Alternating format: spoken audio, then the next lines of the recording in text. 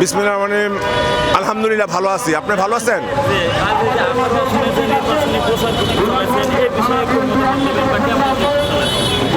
আপনারা জানেন ঢাকা 18 আসনের যে নির্বাচনী এলাকা সেটি ঢাকা শহরের মধ্যে ঢাকা যে 20টি আসনের মধ্যে অন্যতম একটি গুরুত্বপূর্ণ একটি অবস্থানে এই ঢাকা 18 আসন অবস্থিত।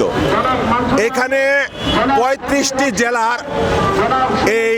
জেলার লোকজন এই ঢাকা 18 দিয়ে প্রবেশ করে রাজধানীতে।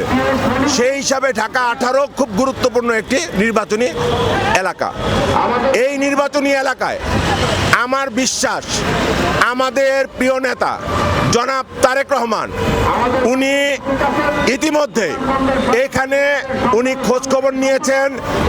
উনার ব্যক্তিগত যারা নিজস্ব লোকজন আছে তাদের দিয়ে খোঁজ খবর নিয়েছেন, দলের দায়িত্বশীল লোকজনদের খবর নিয়েছেন।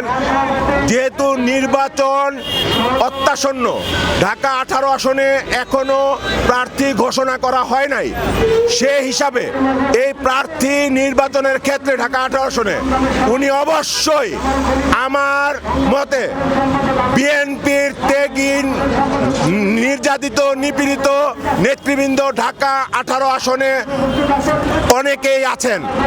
উনি এই বিষয়টি বিবেচনা করে ঢাকা 18 আসনকে আমাদের ঢাকা 18 আসনের স্থানীয় নেতৃবৃন্দ, আমি বিশেষ করে এই আসনে আমি হাজী মোস্তফা জামান সহ যারা আমাদের নেতৃবৃন্দের মন জয় করেছেন তার পক্ষে আমি উনার কাছে আকুল আবেদন জানাচ্ছি ঢাকা 18 আসনে যেন হাজী মোস্তফা জামানকে আগামী দিনের জন্য ঢাকা 18 আসনের দায়িত্ব তুলে দেওয়া হয়।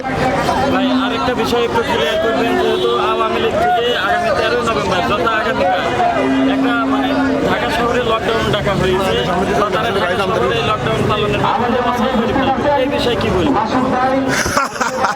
আমাদের মহাসচিব বলেছেন এই লকডাউন আমি কি হাসুম না কান্দুম? আরে আওয়ামী লীগ লকডাউন ওই কলকাতা থেকে লকডাউন করবে? আপনারাও পারেন ভাই এই ধরনের প্রশ্ন করতে। এই ধরনের প্রশ্ন করার এখন আর অবান্তর। ওদের কোনো অস্তিত্ব, ফ্যাসিস্টদের কোনো অস্তিত্ব বাংলার মাটিতে নাই। ওরা কিচ্ছু করতে পারবে না।